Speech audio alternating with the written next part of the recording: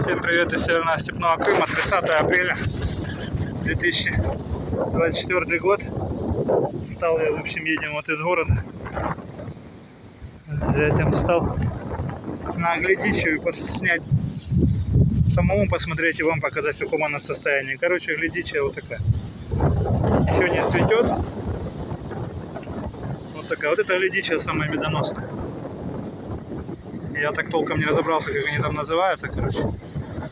А вот это вот тут прям пахнет Глядичьей. Тут прям пчелы это самое. Вот у нее тоже есть колючки, но они не настолько большие. Но на дереве много колючек. Дерево, ствол весь колючий. Но вот они вот такие вот обвешаны полностью вот такими висюльками. Вот это самая медоносная, она и пчелы прямо аж гудят постоянно. Ну, ветер, видите, вот, блин, аж сдувает. Ветер сдувает. До Глядичьей, короче, будем надеяться, что она уже это самая акация, смотрите, как вот тут горит.